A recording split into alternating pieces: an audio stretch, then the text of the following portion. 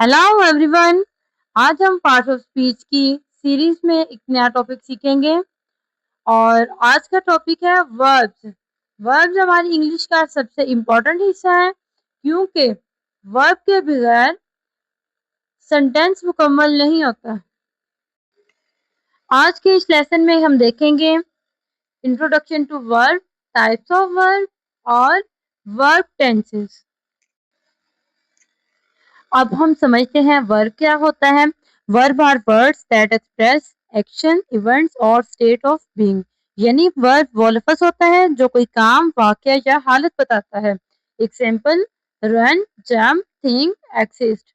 देखें, रन और jump action है, थिंक एक मेंटल इवेंट है और एक्सिस्ट एक स्टेट ऑफ बीइंग है, यानी किसी का होना। अगर हमें इसे सिंपल वर्ड्स में देखें कि ये हर सेंटेंस में कोई ना कोई वर्ब जरूर होता है, बिना वर्ब के सेंटेंस मुकम्मल नहीं होता। तो याद रखें, वर्ब का मतलब है एक्शन, इवेंट या state of being. Type of verbs, basically verb की तीन मेन टाइप्स होती हैं। पहली एक्शन वर्ब, ये वर्ब फिजिकल या मेंटल एक्शन को एक्सप्रेस करते हैं, जैसे रन, ईट, थिंक। दूसरी टाइप है लिंकिंग वर्ब, ये वर्ब सब्जेक्ट को सब्जेक्ट कंप्लीमेंट या सब्जेक्ट कंप्लीमेंट से कनेक्ट करती हैं, जैसे इज, एम, आर, वाज। ये बताती हैं कि सब्जेक्ट क्या है या कैसा है। तीसरी इसकी टाइप है हेल्पिंग वर्ब्स, जिनको ऑक्सिलरी वर्ब भी कहते हैं। ये वर्ब मेन वर्ब की मदद करती हैं टेंस, मूड या वॉइस बनाने में, जैसे have, do, be, will, can. अब बात करते हैं एक्शन वर्ब की। Action verb are the work horses of language, यानी ये लैंग्वेज की सबसे इम्पोर्टेंट हिस्सा है। Action verbs denote actions that can be seen, heard, felt और एक्सपीरियंस्ड। मतलब जो काम आप देख सकते हैं, सुन सकते हैं, महसूस कर सकते हैं। For example she runs very every morning. यहाँ रन्स एक्शन है जो हम देख सकते हैं। दूसरी एग्जाम्पल देखते हैं इसकी, they laugh loudly at the joke. यहाँ लाफ एक्शन है जो हम सुन सकते हैं। तो याद रखें, अगर कोई काम हो रहा है तो वो एक्शन वर्ब है। Linking verb serve to connect the subject of a sentence to a subject complement, यानी ये वर्ड सब्जेक्ट को उसकी क्वालिटी या हालत से जोड़ते हैं। They do not show action but rather express a state of being or condition। मतलब ये कोई काम नहीं बताती, सिर्फ हालत बताती हैं। For example, he seems happy। यहाँ seems वर्ब है जो he को happy से कनेक्ट कर रहा है। एग्जाम्पल दूसरी हम देखें, द केक स्मेल्स डिलीशियस। यहाँ स्मेल्स वर्ब है जो केक की हालत को बताता है। कॉमन लिंकिंग वर्ब्स है is, am, are, was, were, seem, smell, taste और feel. Helping verbs work alongside main verb to express various nuances, यानी कि ये वर्ब्स अकेली नहीं आती, ये मेन वर्ब की मदद करती हैं। किस चीज में मदद? टेंस, मूड या वॉइस बनाने में। For example she is singing beautifully. यहाँ इज हेल्पिंग वर्ब है जो सिंगिंग की मदद कर रहा है, ये बताता है कि ये काम अभी हो रहा है। दूसरी एग्जाम्पल इसकी देखते हैं, they have been waiting for hours. यहाँ हैव बीन हेल्पिंग वर्ब्स हैं, कॉमन हेल्पिंग वर्ब्स हैं। अब हम देखते हैं ट्रांजिटिव और इनट्रांजिटिव वर्ब्स के बारे में। ट्रांजिटिव वर्ब वो होते हैं जो अपना मतलब मुकम्मल करने के लिए डायरेक्ट ऑब्जेक्ट मांगते हैं। मतलब वर्ब के बाद कोई चीज या कोई शख्स आना जरूरी है। For example she at the cake. यहाँ एट ट्रांजिटिव वर्ब है जो केक उसका ऑब्जेक्ट है।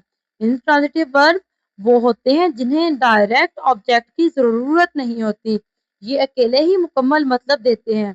For example he laughed. यहाँ लाफ्ड इनट्रांजिटिव वर्ब है, इसके बाद कोई ऑब्जेक्ट नहीं है।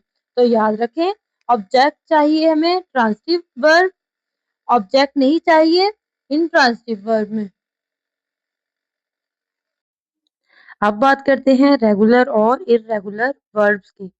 रेगुलर वर्ब्स वो होते हैं जो कंजुगेशन में एक प्रीडिक्टेबल पैटर्न फॉलो करते हैं, मतलब इनके पास्ट और पास्ट पार्टिसिपल बनाने के लिए सिर्फ ईडी लगाते हैं। Example walk, walked, walked. देखें दोनों में ईडी लगाया है। इर्रेगुलर वर्ब्स वो होते हैं जो स्टैंडर्ड रूल्स फॉलो नहीं करते, इनकी फॉर्म याद करनी पड़ती है। जैसे कि मिसाल से हम देखते हैं गो, वेंट, गॉन। यहाँ ईडी नहीं लगा तो याद रखें जो रेगुलर वर्ब्स होते हैं उनमें हम ईडी लगाते हैं, इनमें ये रूल फॉलो होता है, जबकि इर्रेगुलर वर्ब में ये रूल फॉलो नहीं होता। अब हम देखते हैं वर्ब टेंसेस को। टेंसेस बताते हैं कि एक्शन कब हुआ। पहला पास्ट टेंस है, ये वो एक्शन या स्टेट्स बताता है जो पहले ही हो चुके हैं। For example she played tennis yesterday. यहाँ प्लेड पास्ट टेंस है। दूसरा है प्रेजेंट टेंस, ये वो एक्शन या स्टेट्स बताता है जो अभी हो रहे हैं। For example he teach English. यहाँ टीच प्रेजेंट टेंस है।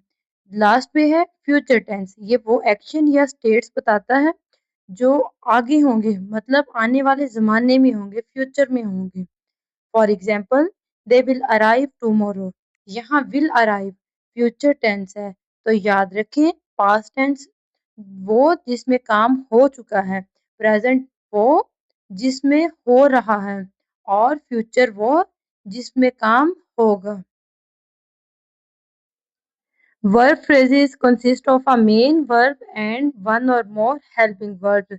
यानी ये सिर्फ एक वर्ब नहीं होती बल्कि main verb plus helping verb का ग्रुप होता है।